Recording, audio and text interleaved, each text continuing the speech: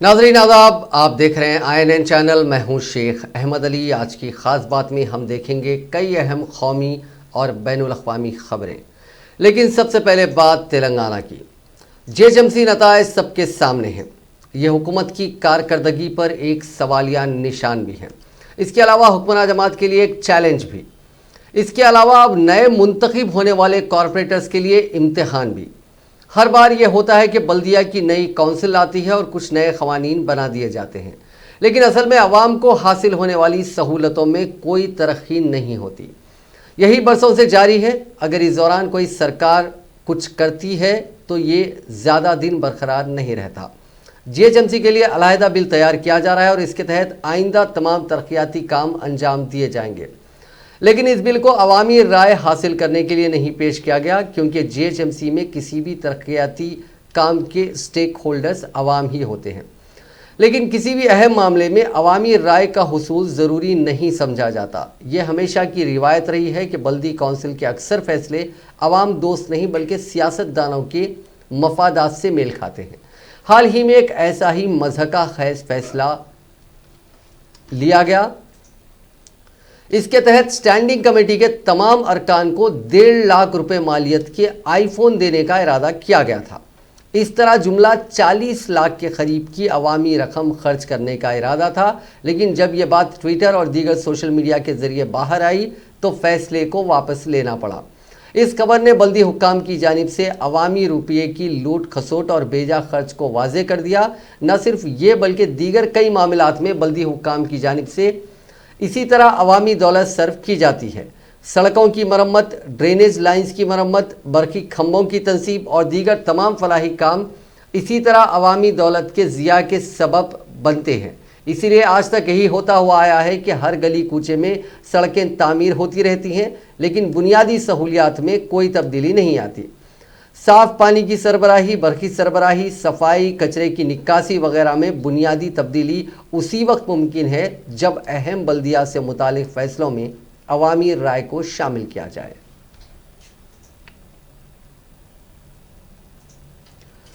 खर्च फराहमी का एक नया जाल मुतारिफ हुआ है, लेकिन यह जाल जल्दबाज, कम उम्र और ना तजुर्बेकार नौजवानों के लिए जानलेवा साबित हो रहा है। खर्च की फराहमी बड़ी आसान हो गई है, लेकिन इसके बाद उसकी भरपाई में थोड़ी सी कोताही भी एक शख्स का जीना हराम कर सकती है। पिछले चंद दिनों के अंदर अंदर ऐसी 2-4 वारदातें मंजर आम पर आ चुकी हैं। इस मामले में एक नौजवान खातून ने खुदकशी कर ली और एक नौजवान ने खुदकशी की कोशिश की, जिसके बाद से आसान खर्च के इस पूरे निज़ाम से पर्दा उठा है। इसमें होता यह है कि एक ऐसा SMS मैसेज हासिल होता है जो व्हाट्सएप या नॉर्मल मैसेज में आता है, या फिर कोई लिंक उसूल होता है। इस पर राब्ता करते हुए आसानी से लोन हासिल किया जा सकता है।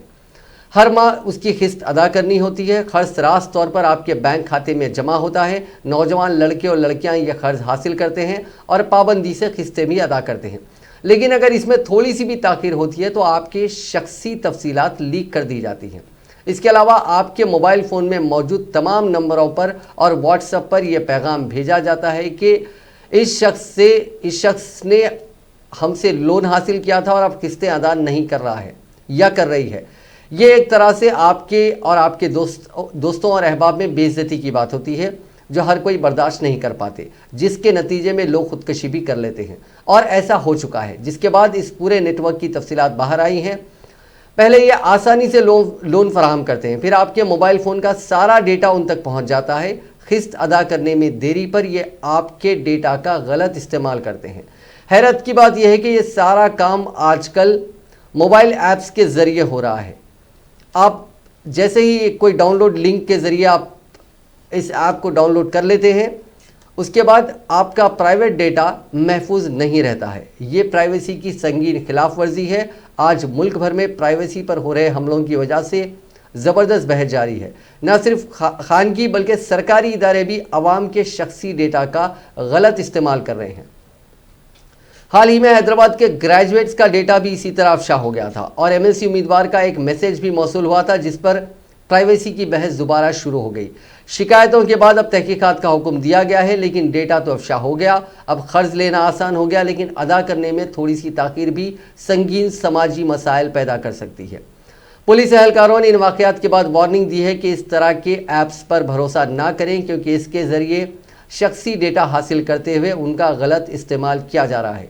इसके अलावा मोबाइल में मौजूद बैंक खाते की तफसीलात का अफशा भी मुमकिन है। इंडो इस्लामिक कल्चरल फाउंडेशन ने हफ्ते के रोज अयोध्या के धन्नीपुर में बनने वाली मस्जिद का डिज़ाइन जारी कर दिया है। ट्रस्ट की तरफ से आज जारी किए गए मस्जिद के डिज़ाइन में कोई गुंबद नहीं है और ना ही कोई मीनार है। अयोध्या में 5 एकड़ पर बनने वाली मस्जिद के साथ हॉस्पिटल और म्यूजियम का भी डिज़ाइन जारी किया गया है। अब सोसाइटी इसका नक्शा पास कराने के अमल में लगी है। धन्नीपुर में बनने वाली ये मस्जिद 2 मंजिला होगी। इसकी तामीर 2 साल में पूरे होने की उम्मीद है और इसके तामीराती काम 26 जनवरी से शुरू हो सकते हैं। अब इंडो इस्लामिक कल्चरल फाउंडेशन नक्शा पास होने और सॉइल टेस्टिंग के हिसाब से मस्जिद की तामीर की तारीख तय करेगी। इस अहाते में मस्जिद के अलावा म्यूजियम, एक हॉस्पिटल, लाइब्रेरी और कम्युनिटी किचन बनाया जाएगा। इसमें कितना खर्च आएगा ये फिलहाल बताना मुश्किल है। ट्रस्ट ने बताया कि अहाते में जो मज़ार मौजूद है उसके साथ कोई छेड़छाड़ नहीं की जाएगी। मस्जिद में सोलार पावर प्लांट लगाया जाएगा। जामिया मिलिया इस्लामिया यूनिवर्सिटी के आर्किटेक्चर के प्रोफेसर MS अख्तर ने वीडियो कॉन्फ्रेंसिंग के जरिए से मीडिया के सामने इसका मॉडल जारी कर दिया। मस्जिद में खवातीन के लिए अलग से जगह दी जाएगी। मस्जिद में करीब 2000 लोग एक साथ नमाज पढ़ सकेंगे। मस्जिद में बनने वाले हॉस्पिटल में 200 बेड की सहूलत रहेगी। इसको सुपर स्पेशलिटी हॉस्पिटल का दर्जा दिलाया जाएगा। आपको बता दें कि सुप्रीम कोर्ट ने पिछले साल 9 नवंबर को अयोध्या के मुतनाज़िया राम जन्मभूमि बाबरी मस्जिद मामले में राम मंदिर के हक में फैसला सुनाया था। इसके साथ ही मरकजी हुकूमत को मस्जिद की तामीर के लिए सुन्नी वक्फ बोर्ड को 5 एकड़ ज़मीन मुहैया कराने का हुक्म भी दिया था, जिसके बाद उत्तर प्रदेश हुकूमत ने अयोध्या की सोहावाल तहसील के धन्नीपुर गांव में 5 एकड़ ज़मीन अलॉट की थी। वज़ीर-ए-आज़म नरेंद्र मोदी ने हफ्ते को निजी शोबे से सरमायाकारी बढ़ाने की अपील की और नए ज़रूरी कानूनों का बचाव करते हुए कहा कि उनका फ़ायदा अब किसानों को मिलने लगा है। मोदी ने सनअती तंजीम एसोचैम के क़याम के 100 साल पूरे होने के मौके पर स्टैब्लिशमेंट वीक की तकरीब से वीडियो कॉन्फ्रेंसिंग के जरिए से खिताब करते हुए कहा कि आज हिंदुस्तानी मईशत पर दुनिया को भरोसा है। कोविड-19 की वबा के दौरान हिंदुस्तान में रिकॉर्ड गैर मुल्की सरमायाकारी आई है, लेकिन साथ ही घरेलू सनअतों के जरिए निजी सरमायाकारी भी बढ़ाने की ज़रूरत है। खुसूसन तहकीक और तरक्की पर सरमायाकारी बढ़ाना ज़रूरी है। वबा की वजह से सरकारी वसाइल पर दबाव पड़ने के दरमियान मईशत को पटरी पर लाने के लिए निजी शोबे के ज़रिए सरमायाकारी बढ़ाना ज़रूरी है। दूसरी तरफ निजी शोबे पर भी वबा की मार पड़ी है, जिससे निजी सरमायाकारी बढ़ाना बड़ा चैलेंज भी है। उन्होंने कहा कि हिंदुस्तान में R&D यानी तहकीक और तरक्की पर सरमायाकारी बढ़ाए जाने की बहुत ज़रूरत है। अमेरिका में R&D पर 70% सरमायाकारी निजी शोबे के ज़रिए होती है, जबकि अपने मुल्क में 70% सरमायाकारी हुकूमत के ज़रिए होती है। वज़ीर-ए-आज़म ने कहा कि मुल्क में R&D पर निजी सरमायाकारी होती है। इसका एक बड़ा हिस्सा IT, फार्मा और ट्रांसपोर्ट के शोबे तक महदूद है। ज़राअत, दिफा और तवानाई, तामीर जैसे सेक्टरों में हर छोटी बड़ी कंपनी को R&D के लिए एक यकीनी हिस्सा तय करना चाहिए।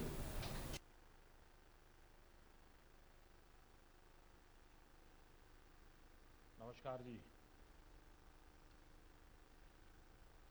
एसोचैम के अध्यक्ष श्रीमान निरंजन हीरानंदानी जी,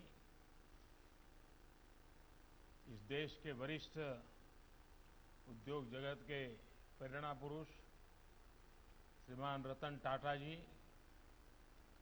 देश के उद्योग जगत को लीडरशिप देने वाले सभी साथियों, देवी और सज्जनों, हमारे यहां कहा जाता है कि कुर्वन्नेह कर्माणि जिजी विषेद शतम सबः, यानी कर्म करते हुए 100 वर्ष तक जीने की इच्छा रखो। ये बात एसोचैम के लिए बिल्कुल फिट बैठती है। बीते 100 सालों में आप सभी देश की इकोनॉमी को, करोड़ों भारतीयों के जीवन को बेहतर बनाने में जुटे हैं। यही बात श्रीमान रतन टाटा जी के लिए, पूरे टाटा समूह के लिए भी उतनी ही सही है। भारत के विकास में टाटा परिवार का, टाटा समूह का उनके योगदान के लिए उन्हें आज यहां सम्मानित भी किया गया है। टाटा ग्रुप की देश के विकास में बड़ी भूमिका रही है। साथियों, बीते 100 सालों में आप आजादी की लड़ाई से लेकर देश के विकास की यात्रा के हर उतार चढ़ाव में भागीदार रहे हैं। एसोचैम की स्थापना के पहले 27 साल गुलामी के कालखंड में बीते हैं। उस समय देश की आजादी ये सबसे बड़ा लक्ष्य था। उस समय आपके सपनों की उड़ान बेड़ियों में जकड़ी हुई थी। अब एसोचैम के जीवन में जो अगले नमस्कार जी, एसोचैम के अध्यक्ष श्रीमान निरंजन हीरानंदानी जी। वजीर दिफा राजनाथ सिंह ने कहा है कि 4 जंगों में शिकस्त के बावजूद पड़ोसी मुल्क नापाक हरकतें जारी रखे हुए हैं। वो दहशतगर्दी के जरिए दरपर्दा जंग कर रहा है। ऐसी कोशिशों का जवाब देने वाली सिक्योरिटी फोर्सेस को वो तहनीत पेश करना चाहते हैं। राजनाथ सिंह ने हैदराबाद के दुंडीगल में एयरफोर्स एकेडमी में कंबाइंड ग्रेजुएशन परेड का मुआयना किया। हिंदुस्तानी फिजाइया की बेशतर शाखाओं से ताल्लुक़ रखने वाले फ्लाइट कैडेट्स की प्री कमिश्निंग ट्रेनिंग की कामयाबी से तकमील पर यह तकरीब मुनाकिद की जाती है। वज़ीर दिफा ने मेहमान खुसूसी के तौर पर कंबाइंड ग्रेजुएशन परेड का मुआयना किया। इस तकरीब के दौरान उन्होंने ग्रेजुएशन ट्रेनीज को प्रेसिडेंट कमीशन भी पेश किया। इस तकरीब से खिताब करते हुए उन्होंने इस उम्मीद का इजहार किया कि तमाम तरबियत की तकमील करने वाले अपने फ़राइज़ से इंसाफ करेंगे। उन्होंने निशानदही करते हुए कहा कि हिंदुस्तानी फ़िज़ाइया की अजीम तारीख़ है। उसने हमेशा बहादुरी के मुजाहरे किए हैं। 1971 के लोंगेवाला की लड़ाई से लेकर हालिया बालाकोट के फ़िज़ाइया हमलों तक के तमाम वाक़यात मुल्क की तारीख़ में सुनहरे बाब समझे जाते हैं। उन्होंने कहा कि हमारी सिक्योरिटी फोर्सेस, पुलिस और फ़ौज काफ़ी चौकसी के साथ दहशतगर्दी का मुकाबला कर रही हैं। वो न सिर्फ दाखिली तौर पर बल्कि सरहद पार भी दहशतगर्दी का मुकाबला कर रही हैं। बालाकोट में हिंदुस्तानी फ़िज़ाइया ने मौसर जवाब दिया और दुनिया ने दहशतगर्दी के ख़िलाफ़ हमारे मुल्क की सलाहियत को देख लिया। वज़ीर दिफा ने चीन को भी निशाना बनाया और कहा कि ये नया हिंदुस्तान है और वो सरहदात पर किसी भी सरकशी, जारहियत और यकतरफा कार्रवाई का जवाब देना जानता है। लद्दाख में हिंद चीन तसादुम का हवाला देते हुए उन्होंने कहा कि आपको हिंद चीन तसादुम के बारे में बाखबर रहने की ज़रूरत है। बाद अज़ां वज़ीर मौसूफ ने बिलतरतीब परवाज़ और नेविगेशन की तरबियत की तकमील करने वाले फ़्लाइट कैडेट्स को विंग्स हवाले किए। उन्होंने हिंदुस्तानी बहरिया, कोस्ट गार्ड और दोस्त ममालिक के तरबियत की तकमील करने वाले ओहदेदारों को विंग्स पेश किए। उन्होंने परवाज़ और ग्राउंड ड्यूटी पर मेरिट में आने वालों में प्रेसिडेंट प्लेग भी दिए। इस मौके पर SU-30 तैयारा और दीगर की जानिब से मुजाहरा किया गया। Like a dolphin in the ocean, sirens and dolphins leap. And that's number 4 accelerating to join up with his formation. The team performs under the ever watchful eyes of the team's safety officer. Today's safety officer is squadron leader Jagan. Assisting him, our safety officer 2 Sergeant S.K. Sharma, along with the videographers. Ladies and gentlemen, ALH fleet in the IAF has steadily grown from the conventional ALH Mark 1 to Mark 4. The ALH Mark 4 is the weapon system integrated version with its air-to-air and air-to-ground weaponry.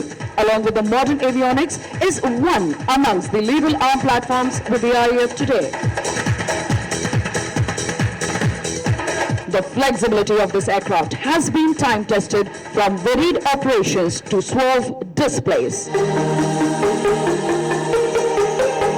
On this note, set a gaze straight ahead. The team is rolling in with a crossover break. We shall stand by for the leader's score.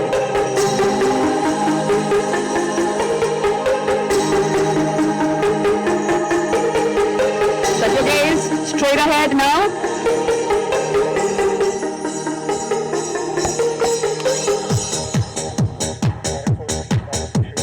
और इस दल का जिनका नेतृत्व बड़ी ही कुशलता से करते आ रहे हैं विंग कमांडर हिमांशु पुरोहित, और इस मुश्किल कार्य में उनका लगातार साथ देते हैं wing commander Narendra Singh, squad leader Satish.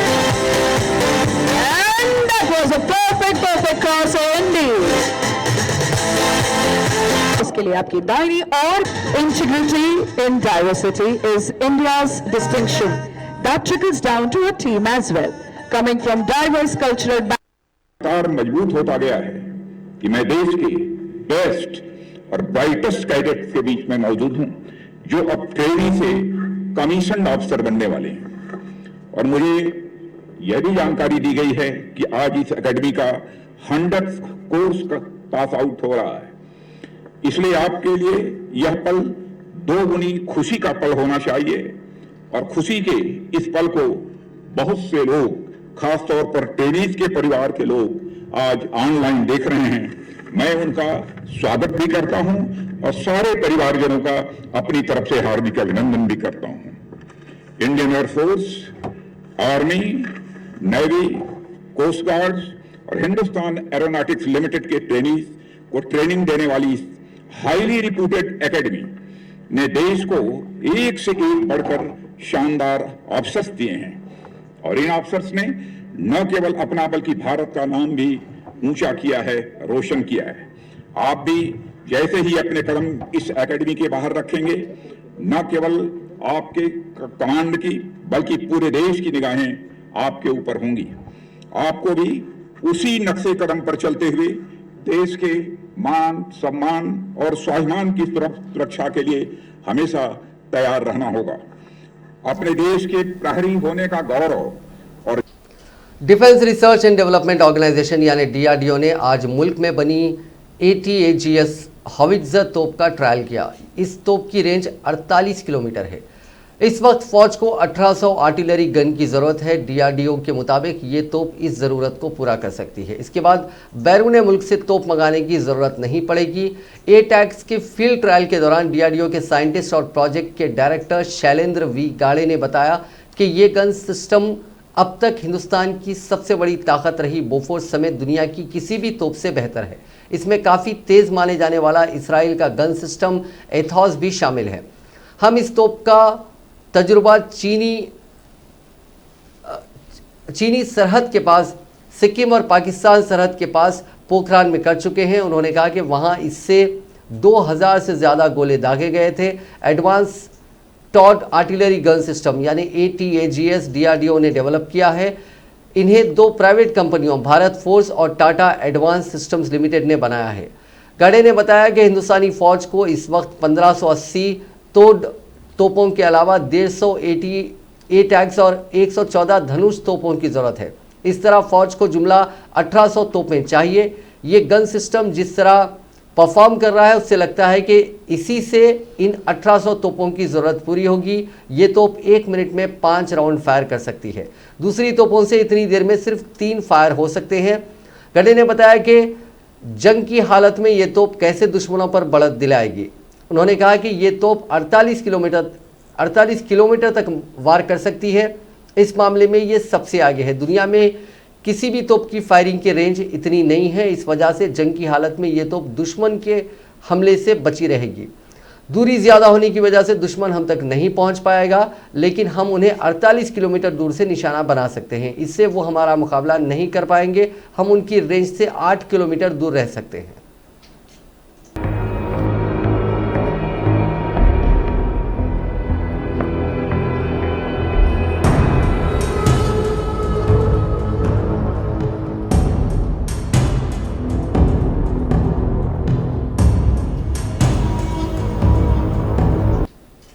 अब बात करते हैं कोरोना वायरस की। दुनिया में कोरोना मरीजों का आंकड़ा 7 करोड़ 61 लाख से ज़्यादा हो गया। 5 करोड़ 34 लाख से ज़्यादा लोग ठीक हो चुके हैं। अब तक 16 लाख 84 हज़ार से ज़्यादा लोग जान गंवा चुके हैं। ये आंकड़े worldometers.info के मुताबिक हैं। हिंदुस्तान में कोरोना वायरस की चपेट में आने वालों का आंकड़ा आज 1 करोड़ के पार हो गया। इस मामले में हम दुनिया के 220 मुल्कों और आइलैंड की लिस्ट में दूसरे नंबर पर हैं। हमसे आगे अमेरिका है। यहाँ सबसे ज़्यादा 290 दिनों में यह आंकड़ा 1 करोड़ पहुँच गया था। गनीमत है कि हमारे यहाँ इतने मरीज़ मिलने में 324 दिन लगे हैं। खैर, ये अब तक के कुल आंकड़ों पर बात हुई। अब हम आपको मौजूदा हालात से रूबरू करवाते हैं। भले ही अमेरिका के बाद दुनिया में सबसे ज़्यादा लोग हिंदुस्तान में मुतासिर हुए हैं, लेकिन मौजूदा वक्त में हम कई मुल्कों से बेहतर हालत में हैं। हमारे यहाँ असल जो मरीज़ हैं, यानी फ़िलहाल जिनका इलाज चल रहा है, उनकी तादाद अब 3,05,000 रह गई है। ये वो एक्टिव केसेस हैं जिनका अस्पताल या फिर होम आइसोलेशन में इलाज चल रहा है। बाकी 95.41% यानी 95.41% मुतासरीन अब ठीक हो चुके हैं, जबकि 1.45% मरीजों की इन्फेक्शन की वजह से जान जा चुकी है।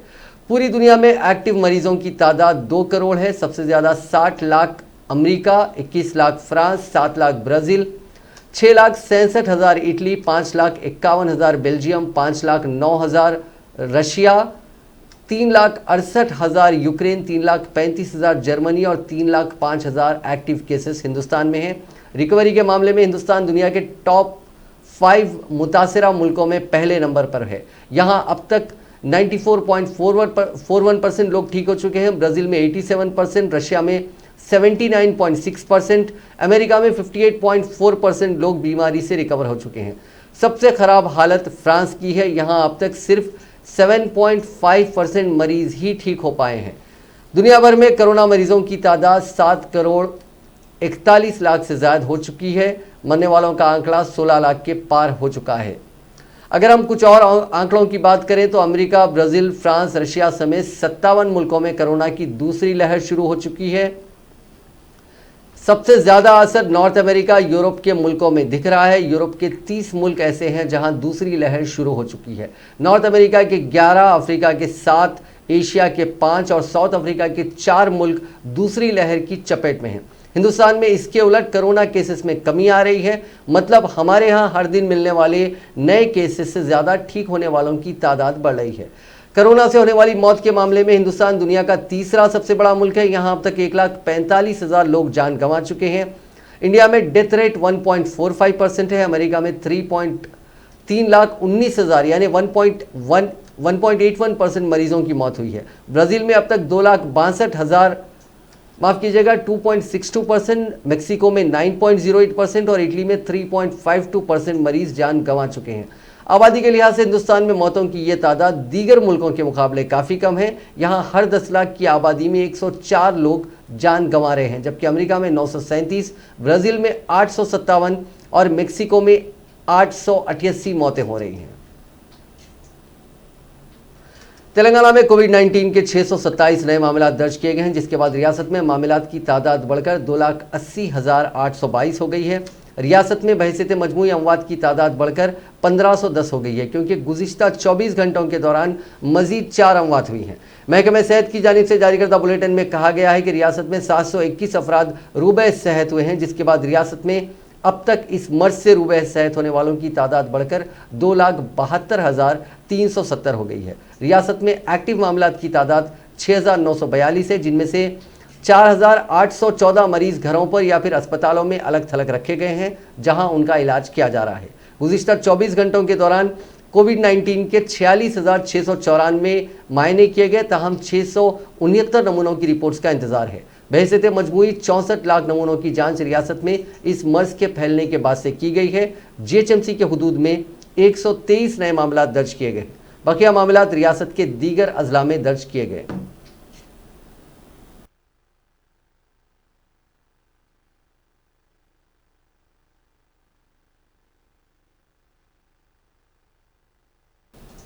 कोरोना वायरस से बचाने के लिए वैक्सीन बनाने की होड़ फिनिश लाइन के करीब पहुंच गई है। रशिया ने 2 और चीन ने 4 वैक्सीन को इमरजेंसी अप्रूवल दिया है। इसके साथ ही अमेरिकी कंपनी फाइजर और मॉडर्ना की वैक्सीन को भी इमरजेंसी अप्रूवल मिल चुका है। फाइजर की वैक्सीन के साथ कई मुल्कों में वैक्सीनेशन का अमल भी शुरू हो चुका है। हिंदुस्तान में भी वैक्सीन की अप्रूवल की प्रोसेसिंग शुरू हो चुकी है। अगर हम अलग अलग मुल्कों की बात करें, भले ही 8 वैक्सीन को इमरजेंसी अप्रूवल मिल चुका है, अब तक सिर्फ 4 कंपनियों ने ही अपने फेज 3 के नतीजों का ऐलान किया है। उनकी वैक्सीन को 90% या उससे ज़्यादा असरदार बताया गया है। दरअसल ये एफिकेसी रेट यानी इफेक्टिवनेस ही किसी वैक्सीन को अप्रूव कराने की बुनियाद बनती है। और हिंदुस्तान में भी बहुत जल्द इन वैक्सीन में से किसी को अप्रूवल मिलने की उम्मीद है। कांग्रेस पार्टी के साबिक सदर राहुल गांधी ने मार्च में कोरोना के फैलाव को रोकने के लिए 21 दिन के लॉकडाउन के ऐलान पर वजीर-ए-आज़म नरेंद्र मोदी पर एक बार फिर हमला किया और कहा कि यह मुकम्मल तौर पर गैर मंसूबाबंद था, जिसकी वजह से मुल्क के लाखों अफराद तबाह हो गए। उन्होंने कहा कि हुकूमत ने कोरोना वबा के फैलाव को रोकने के लिए मंसूबाबंद तरीके से काम नहीं किया और नतीजा ये निकला कि मुल्क में लगभग 1 करोड़ अफराद इस वबा से मुतासिर हुए और 1.5 लाख अफराद अपनी जानों से हाथ धो बैठे। सोनिया गांधी ने आज कांग्रेस के नाराज कायदीन के साथ करीब 5 घंटे बातचीत की। इस दौरान राहुल गांधी और प्रियंका गांधी भी मौजूद रहीं। मीटिंग में पार्टी कायदीन की शिकायतें, आने वाले इंतखाबात की हिकमत अमली और नए पार्टी सदर पर बहस हुई। इसमें आम राय बनी कि जल्द ही एक चिंतन बैठक मुनक्किद की जाएगी। इसमें पार्टी कायदीन आगे की हिकमत अमली के बारे में बात करेंगे। मीटिंग के दौरान राहुल गांधी ने खुलकर अपनी राय रखी और नाराज कायदीन को मनाने की पूरी कोशिश की। हफ्ते के इजलास में हिस्सा लेने वालों में राज्यसभा में leader of opposition Ghulam Nabi Azad, Ashok Gehlot, Rajya Sabha member Anand Sharma, Bhupendra Singh Hooda, P Chidambaram और अंबिका सोनी समेत दीगर कायदीन शामिल थे, जो 10 जनपद की मीटिंग में शामिल हुए। पिछले दिनों अहमद पटेल के इंतकाल के बाद एक साबिक वज़ीर आला सोनिया गांधी से मिले थे। उन्होंने सोनिया गांधी से पार्टी कायदीन से मुलाकात कर मुद्दे सुलझाने की अपील की थी। करीब 5 घंटे बैठे थे और पार्टी के मजबूतीकरण के लिए पार्टी का अगला रास्ता तय करने के लिए एक पहली बैठक हुई। ऐसी और बैठकें होंगी, जैसे कोविड के चलते पंचमढ़ी या शिमला जैसा एक चिंतन शिविर भी होगा और जो भी मुद्दे उठाए गए थे पार्टी को मजबूत करने के लिए, उसके लिए और कुछ लोग बैठेंगे। जो बातें कही गई थी उसका रिकॉर्ड किया जाएगा, अपनी अपनी बातें और लिख के देंगे और सबका एक बिल्कुल एक अच्छे वातावरण में, कंस्ट्रक्टिव वातावरण में चर्चा हुई।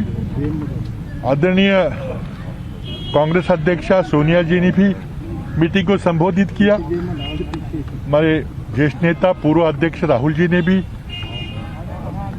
बैठक को संबोधित किया। प्रियंका जी ने भी अपनी बातें कहीं और जो भी सीनियर नेतागण थे उन्होंने भी पार्टी को मजबूत करने के लिए पार्टी के हालात पर चर्चा करते हुए एक अच्छे सुझाव दिए। उन सुझाव को कांग्रेस अध्यक्ष आगे बढ़ाएंगी। Are you satisfied with the फैसला क्या हुआ? ऑस्ट्रेलिया ने एडिलेड में खेले गए डे नाइट टेस्ट में हिंदुस्तान को 8 विकेट से हरा दिया। इंडिया ने अपनी दूसरी पारी में 9 विकेट पर सिर्फ 36 रन बनाए। आखिर में मोहम्मद शमी चोट लगने की वजह से रिटायर हुए। हिंदुस्तान की पारी इसी के साथ खत्म हो गई। ये हिंदुस्तान के टेस्ट क्रिकेट की तारीख में सबसे छोटा स्कोर रहा।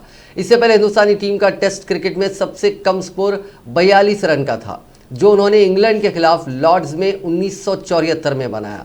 वहीं हिंदुस्तान का कोई भी बल्लेबाज दूसरी पारी में दहाई का आंकड़ा नहीं छू सका। 96 साल पहले साउथ अफ्रीका ने ऑस्ट्रेलिया के खिलाफ ये रिकॉर्ड बनाया था। हिंदुस्तानी टीम को पहली पारी में 53 रन की लीड मिली थी। इसके बावजूद टीम जीतने में नाकाम रही। दूसरी पारी में हिंदुस्तानी बल्लेबाजों ने काफ़ी मायूस किया। ऑस्ट्रेलिया के तेज़ गेंदबाज जोश हेजलवुड ने सबसे ज़्यादा 5 और पैट कमिंस ने 4 विकेट लिए। कोहली पहली बार टॉस जीतकर मैच हारे।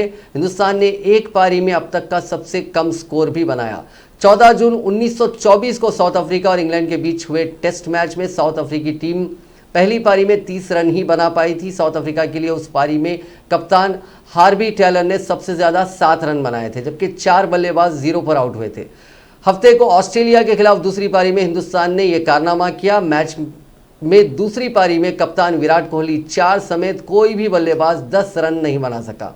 हिंदुस्तान की तरफ से 3 बल्लेबाज 0 पर आउट हुए। टीम के हाईएस्ट स्कोरर मयंक अग्रवाल रहे, उन्होंने 9 रन बनाए। नाजरीन, आज की खास बात में बस इतना ही। आपसे कल मुलाकात होगी नई खबरों के साथ, नए एनालिसिस के साथ। फिलहाल दीजिए इजाजत। खुदा हाफिज।